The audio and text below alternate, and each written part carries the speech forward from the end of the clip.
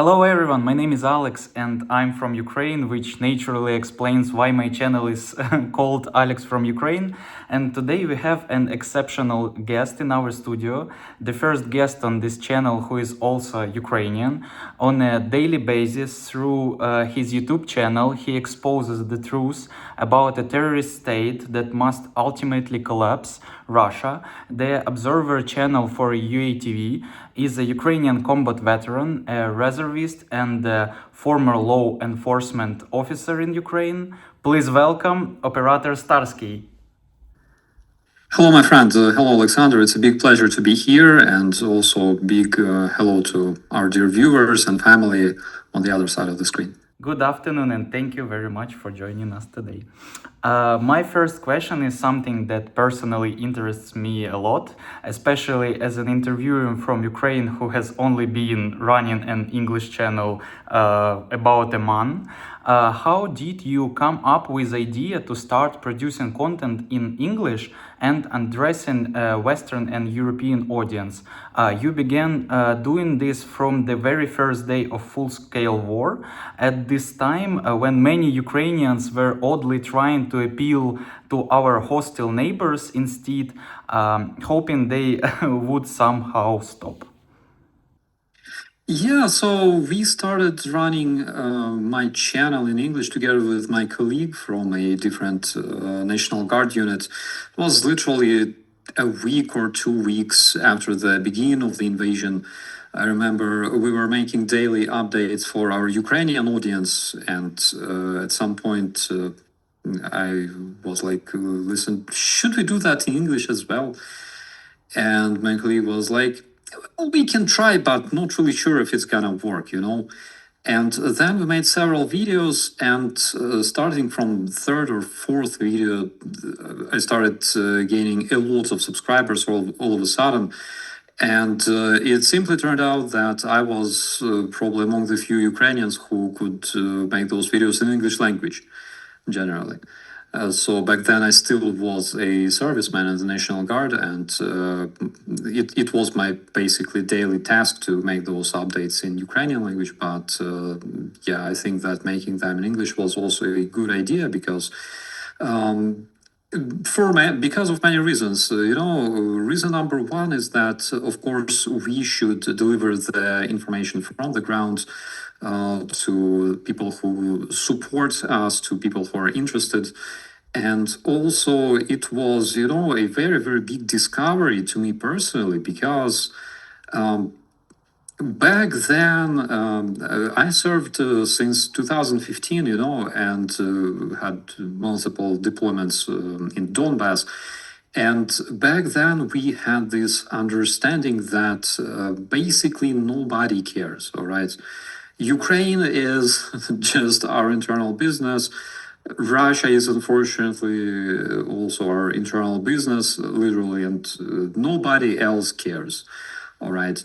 And somehow through internet, through this magic of YouTube, I got acquainted with thousands of people who actually care, who are actually decent, want to help, and it doesn't matter if they live in Europe, in United States, in Canada, or all the way in Australia. I met people from Singapore, I met people from Cambodia, from different countries that we don't even think about often.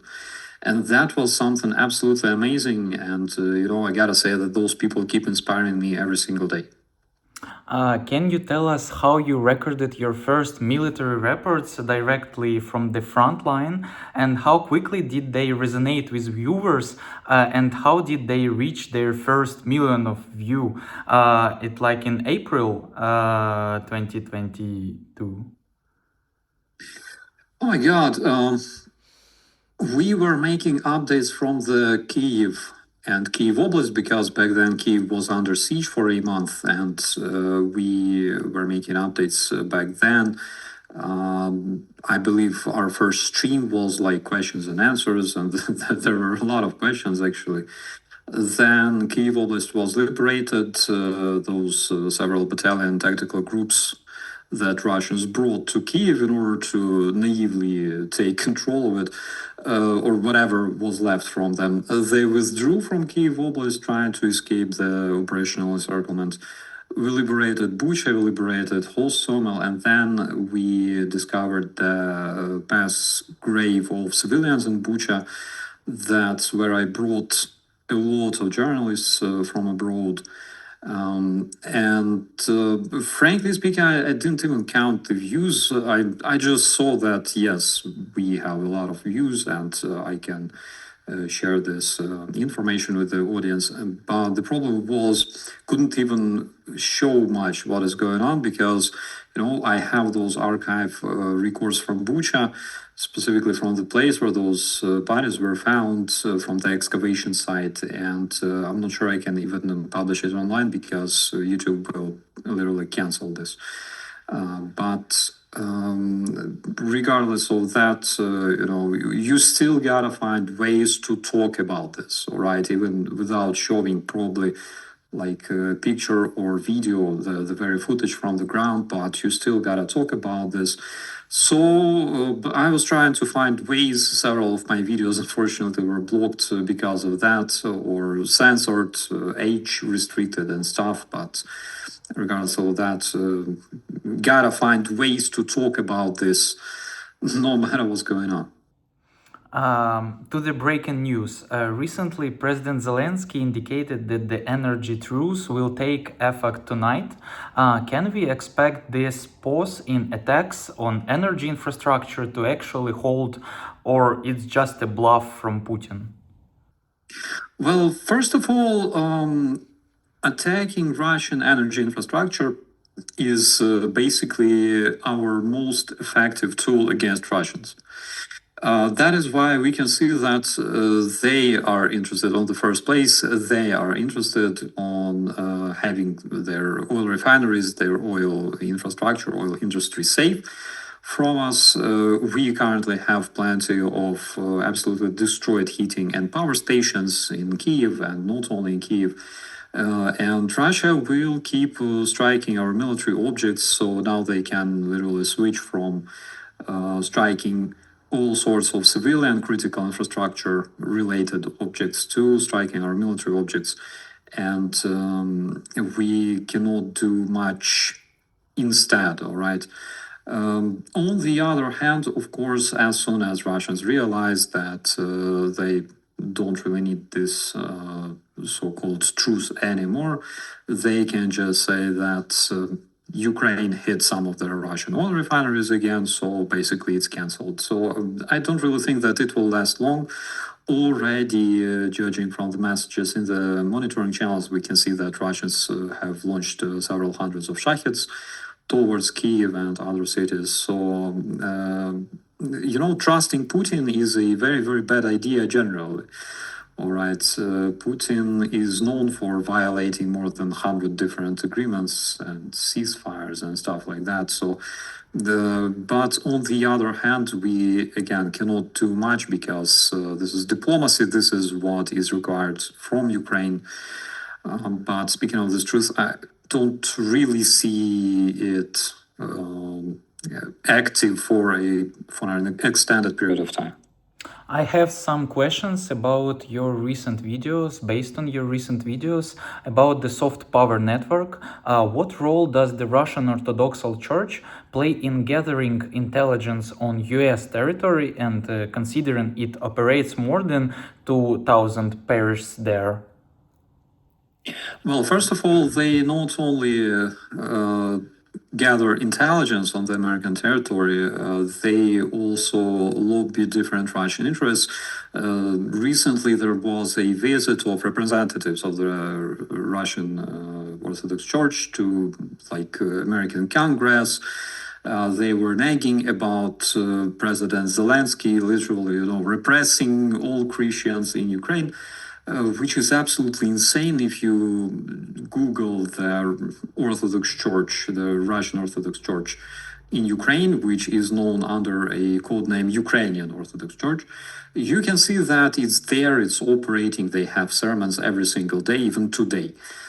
So unfortunately, and I'm saying this with very, very deep sorrow, and regret, unfortunately, Russian Orthodox Church is still operational in Ukraine. But considering the fact that they have thousands of parishes in the United States, they are absolutely easily capable of conducting the intelligence operations, recruitment operations, and things of that sort. I remember I even read the FBI report literally mentioning those parishes in the United States, and they informed that I believe 2,300 or something like that parishes can be literally used to collect the intelligence, to recruit people, to recruit spies, informants, and knowing that basically the whole Russian Orthodox Church was established in 1943 on the foundation of Russian ЧК and NKVD, with 100% priests being Russian spies. I don't think that they are there, to literally do those sermons and tell people about the better afterlife. They're there to collect the intel. They're there to collect military intel as well. And basically, they're also used not only in terms of collecting intelligence, but also laundering money, logistics, delivering and sending all sorts of different things, including sanctioned parts, sanctioned materials that they cannot obtain otherwise. So they do all that, and of course the financial matter, because we know that all those parishes around the world, they're sending their finances to Patriarch Kirill, also known as former KGB agent who operated in Switzerland in 70s. So unfortunately for us, this church is active not only around the world, but in Ukraine as well, and they keep doing that. We can see from the reports of the Security Service of Ukraine, the legendary SBU, that very, very frequently they arrest Russian spies in the disguise of the Russian priests that either disseminate different Russian narratives and justify Russian invasion and call people to cooperate with the Russian invaders, and many, many other things. So this is an extremely, extremely dangerous network operating around the world, and in terms of its influence, I believe that it's even much bigger than Россотрудничество, the Russian so-called Roskollaboration, because Roskollaboration is active in slightly less than 100 countries of the world, while Orthodox Church has many, many offices and representations in different countries. And that is basically legal Russian intelligence network. How does the Russian Imperial movement coordinate its activities with American neo-Nazi organizations, such as Patriot Front, and how long-standing are these connections? Well, there were reports coming from the American law enforcement agencies and security agencies that there was an attempt of one of the representatives of the Russian imperialist movements to go to the United States. He went to the United States, actually, and he was found establishing contacts with not only with the Patriotic Front, but also with different far-right and neo-Nazi movements in the United States. I believe currently it's as easy as just writing messages in Telegram somewhere or in Signal. Again, there were a lot of contacts. They helped the Russian Street Fight Club to establish its influence in the United States, and they have a lot of friends and followers there, unfortunately. How critical is it for European security that members of Germany's AfD party, for example, Markus Frohnmayer, are allegedly under full control of Russian handlers and even use Russian services like Mail.ru for official correspondence? That case with the Mail.ru was absolutely cringy, by the way. The official, the German authority who literally used the Russian mailbox, I think I should introduce like this new segment on my channel, the pro-Russian cringe, because Russian cringe is absolutely magnificent, but pro-Russian cringe exists as well, unfortunately, in other countries. Already in several states of Germany, the AfD is recognized as extremist organization due to their activities. But you gotta understand one very, very important thing in Germany specifically. This society is very much, I would say, caring and concerned about the freedom of speech. All right, for obvious reasons, for obvious historical reasons, they will always give opportunity to other people to speak, no matter who they are, no matter if they're considered extremists or radicals. They will always have this right, and the German authorities are very, very careful in actually managing this because it's a very sensitive topic to the German society, and politically and historically it's kind of tough. So the evidence must be very, very solid, okay? And in order to obtain those evidence, investigations should be launched. But in case those investigations are launched, again, it gives the opportunity to the AfD, for example, or other extremists to say that, look, we have been prosecuted, we have been repressed and stuff. So that is a very, very sensitive topic. Unfortunately, I don't have much contact with German law enforcement or security of agencies, so I cannot tell you the details. But such operations, as we can see, they are taking place not only with far right, but also the far left organizations. Recently, there was this far left radical group that was recruited by the Russian FSB, and they participated in collecting data and intelligence on military vehicles and convoys coming from Germany to Ukraine, also people involved in training Ukrainian military on the German territory. So it's both far left and far right, all people that can be easily influenced and recruited by the Russian FSB. They don't really care about the ideology. They think in, like military terms.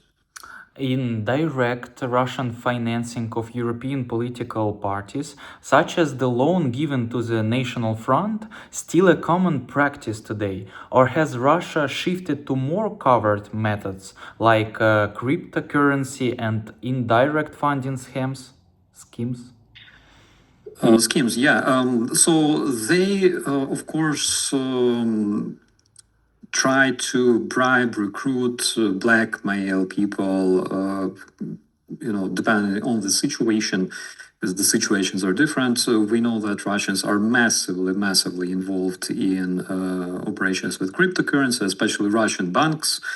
Russian banks are known for literally sending like millions of their crypto coins, cryptocurrency outside, and nobody knows where, because the very point of this cryptocurrency is that you literally cannot trace it. All right. For example, Donald Trump last year announced that basically you can invest in his businesses, in his cause, using cryptocurrency, and you cannot even tell whom did he receive those funds from. It can literally be China, it can be, I don't know, Bashar Assad, Kim Jong-un, you name it. So that is, of course, very, very concerning, especially considering the fact that Donald Trump is, how to say it, very, very inconsistent, right, in his political opinions. The only thing that we know for sure is that he admires Putin very, very much. About Russian innovations, does Russian military leadership genuinely believe that plywood armor plates or old tires mounted on aircraft and generators can stop modern drones or bullets? Or is this merely a form of psychological resilience for their personnel? I don't think that Russian leadership, frankly, interested in that. They literally say, protect those airplanes, all right? Make sure that at least some of them survive after Ukrainian strikes.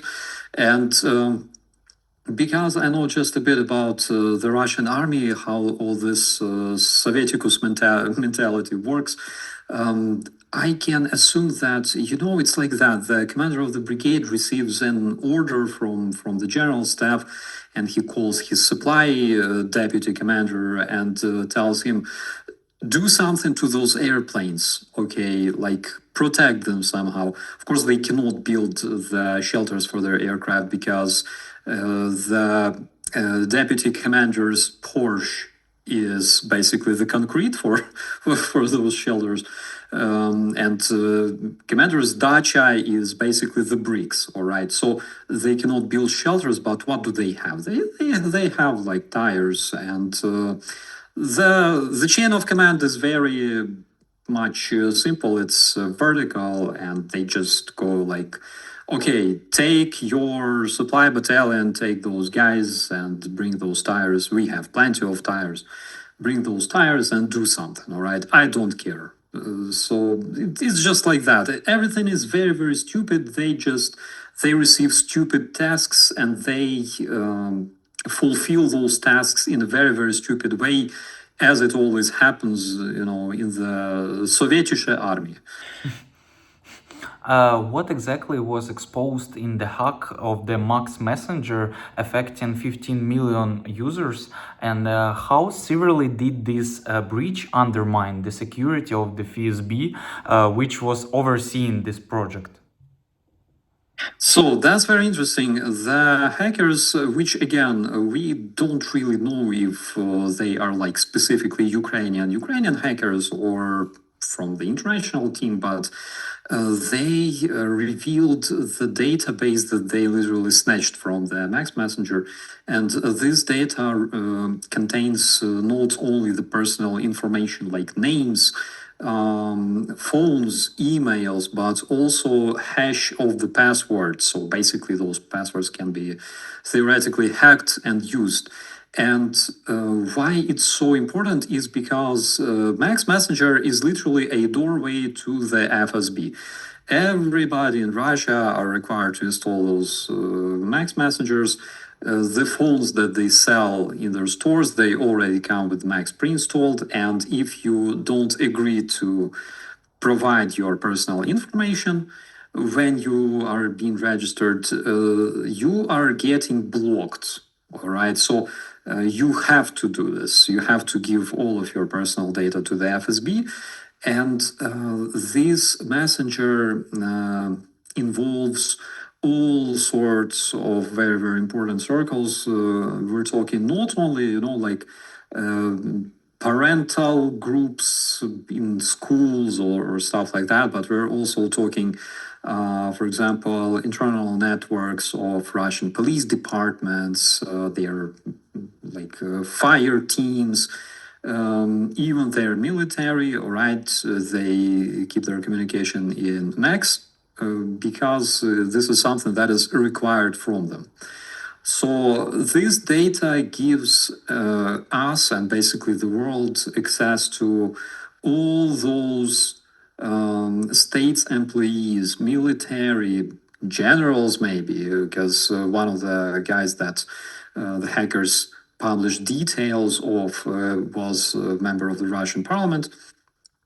So this is a very, very, very, very big strike on Russian security when, FSB was bragging about this messenger being completely uncrackable, unhackable, extremely protected, extremely orthodox, but reality is very, very painful.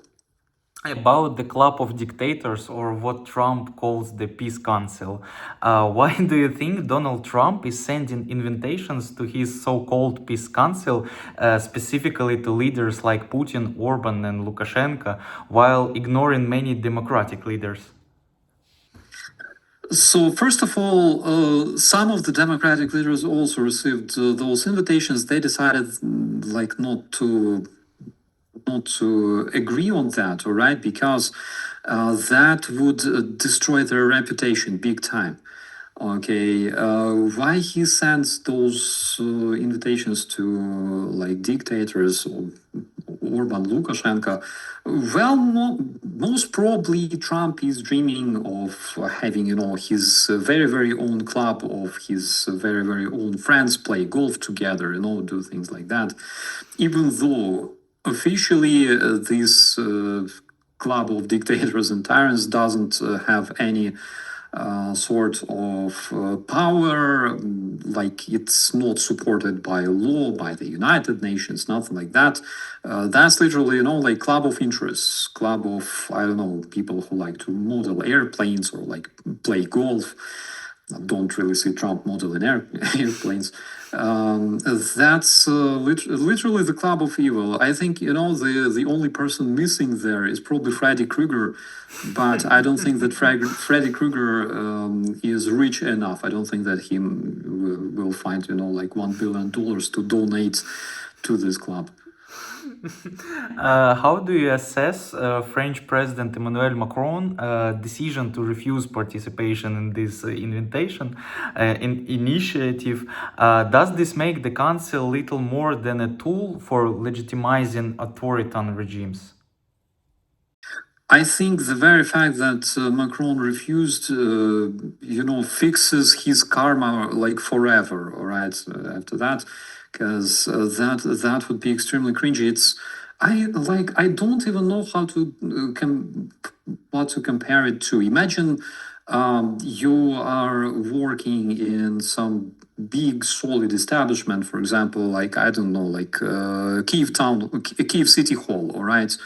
And you meet your chief, the mayor, and you say, Mayor, Gopniks from Troyeshina decided to send you invitation, all right? Like eat some sunflower seeds together and, maybe like smoke some, weed in the backyard. How cool is that? And of course, if you're a mayor, if you're a respectable person, you would think twice, like, should you join that shady society, from Troyeshina?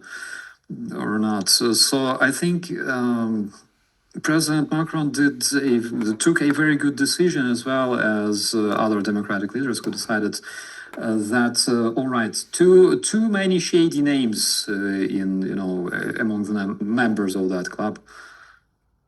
I think it's very interesting parallel, and I want to note it. But I think the mayor of the Kiev city capital can thinking about it. Donald Trump recently claimed that President Zelensky, not Putin, is delaying a peace deal. How does this rhetoric affect Ukraine's position in future negotiations, and doesn't it effectively ignore international law and Ukraine's sovereignty? So first, we gotta understand why Trump is saying that. Trump is saying that because in Anchorage, when he met Putin last year, that was something they literally agreed on. That Ukraine should give Russia territories, then Russia might reconsider, continuing its invasion of Ukraine. And all this time, Trump is pushing Ukraine every single day, during every single meeting with Zelensky or his representatives, to actually give up Ukrainian territories, Ukrainian homes, Ukrainian people, because that is what they agreed with Putin back then in Alaska. Currently, this is what Trump demands, and he feels very angry when Ukrainians say, Vafa Napoli, we don't want to do that. And why he keeps saying that, like it's Ukraine, the country that delays. Let's start from the basics, all right? Why Trump supports Putin? Okay, a lot of my viewers were very, very mad when I tried to explain to them that Trump's position is wrong. Regardless, Ukraine, they tried to convince me that no, Trump is thinking, in like 10 dimensions. He plays 5D chess. He's genius, and he's actually trying to stay neutral.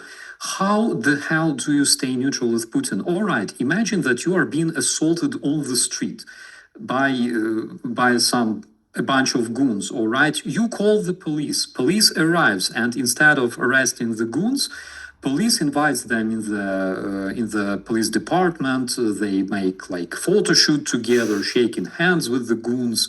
I don't know, eating those sunflower seeds, smoking, and then police says, "Listen, okay, I know that you assaulted you. I know that they wanted to take your money, like take your shoes and stuff. Let's talk how to fix this. All right? Think like which shoes do you want to give them, like left or right shoe, or something like that." How crazy is that, and why do we see that? The only reason we see that is because Trump has absolutely zero respect to such fundamental things as international law, collective security, and generally morality, all right? Because when we talk about the Russian invasion of Ukraine, or anything else, we always look at this from the standpoint of morality and how legal is it, all right? How legal is Russian invasion of Ukraine? Literally, it's not, all right? There's no point in convincing that, it could have been justified from the standpoint of law. How moral is literally wearing uniform, going to a different country, killing people, all right? Committing those atrocious crimes like we could see in Bucha, in Izum. That is something absolutely immoral. But why does Trump support that? It's literally because he doesn't have any moral compass whatsoever. All right, let's just be realistic, and let's let's not pretend that he is something that he is not. And he is also admiring Putin very, very much. He's his best fan, biggest fan. All right, they always considered themselves like friends, or Trump wanted to believe that they're good friends. He talked about that in many different interviews. Looking at this, unfortunately, we are forced, or we find ourselves being forced to deal not only with Russia now, but also with the country that used to be our biggest ally, that used to be one of the biggest and some of the most important partners in terms of even militarily, all right? Because after 9/11, when the United States were calling their allies from NATO to help fight against terrorism, Ukraine, even not being a NATO member, agreed to send thousands of Ukrainian soldiers to participate in the United States campaign in Afghanistan, in Iraq, and help to keep their servicemen safe, all right, by demining roads, by clearing IEDs and stuff. So we are at this point when, besides Russia, that is completely impossible to negotiate with from the standpoint of trustworthiness, all right, from the standpoint of credibility, because Russians will always violate their agreements and promises. Russian word is not worth anything. So besides that, we now have to also deal with our yesterday's allies that are now fully supporting Russia. And that is an extremely, extremely difficult situation. Even when you're dealing with smaller countries that still support Russian terrorism, I'm talking about Orban's regime, I'm talking about Fico, that's already a problem, because you can see how many issues they introduce, for example, in terms of European Union, all right, by vetoing all sorts of decisions that either benefit Ukraine or hurt Russian terrorists. So currently, we can see the same situation with the United States. United States that are canceling projects that investigate Russian atrocities, canceling projects that investigate the Ukrainian kids being kidnapped by Russian terrorists and brought to Russia and indoctrinated in the Russian military camps, and basically helping Russian terrorists with denying or canceling Ukrainian efforts and enabling Russian terrorism. So that is something absolutely crazy. But I'm optimistic. And we're optimistic too. You've mentioned that Trump may have missed the events when Ukraine gave up the world's third largest nuclear arsenal in exchange for security guarantees. Does it make sense to discuss new agreements at all, given that previous guarantees like the Budapest Memorandum were completely ignored by Russia?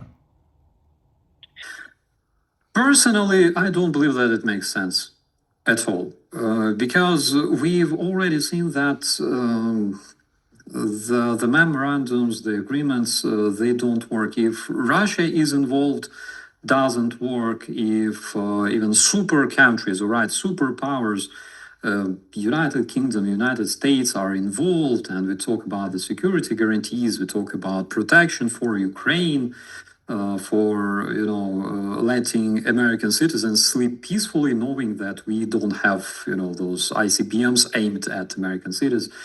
It doesn't work either. All right, so we should talk about something more serious. All right, something that can actually guarantee security. First is NATO membership, of course. But again, I don't really see Ukraine becoming a NATO member in the nearest future, again, for obvious reasons. And secondly, creation of some sort of new military alliance instead of NATO, which is probably Plan B, because Plan A is still, in my personal opinion, is reforming NATO, because this alliance requires reformation, requires restructuring, when you have a single country that literally opposes the decision of the majority and vetoes everything, just like in the UNSC, by the way, that's absolutely inappropriate. And finally, I'd like to ask you this. What do you believe is Vladimir Putin's worst nightmare right now? Vladimir Putin's worst nightmare? Oh my God. I think the fact that his nickname, all right, the nickname that Ukrainian gave him, Ukrainian football hooligans gave to international From war criminal Metallist Putin. football club. Yeah, Metallist. This name became like extremely popular, and the fact that Ukrainians keep popularizing it, even my God, Skabieva herself actually contributed in popularizing Putin's nickname, all right, Putin's call sign, that he will go down with in history forever, I think. That is literally one of his biggest nightmares, because Putin is thinking of himself as big ruler, as Tsar, he actually, I think he compares himself to Tsar Alexander, that is, by the way, some of the most atrocious Russian tsars that existed, besides Ivan the Terrible, the dude responsible for huge repressions, and that is something that Putin associates himself with. All right, so that's one thing that can literally destroy his ego, because small people have big ego for some reason. And secondly, well, I don't know, maybe break a high heel, when he climbs stairs, or fall down, something like that. Because again, Putin is wearing high heels, he's a short person, he always wants to look taller than he is, especially with Trump, because again, Trump is a big guy, and Putin cannot afford looking short next to people like Trump and other guys. So probably something like that. Generally, he is a very, I'm not sure how to translate it. He has a lot of different psychological complexes, right, related to his tiny size, tiny heights. That is why we can see all those cringy images of Putin hunting tigers, flying with flying with storks and stuff like. Riding on the bears. Holy crap! Flying with storks. Can you imagine somebody else who would do such a crazy thing? But that is literally Putin. That tells a lot about his like self-confidence, and everything else. Thank you so much for your insightful thoughts, brilliant thoughts, and this great conversation, sometimes ironic. And today we have an exceptional guest in our studio, the first guest on this channel who is also Ukrainian on a daily basis through his YouTube channel. He exposes the truth about Ukraine and Russia-Ukrainian war. The Observer channel for UATV is a Ukrainian combat veteran, a reservist, and a former law enforcement officer in Ukraine, Operator Starsky. Thank you so much for joining us today. Thank you very much. It's been a pleasure.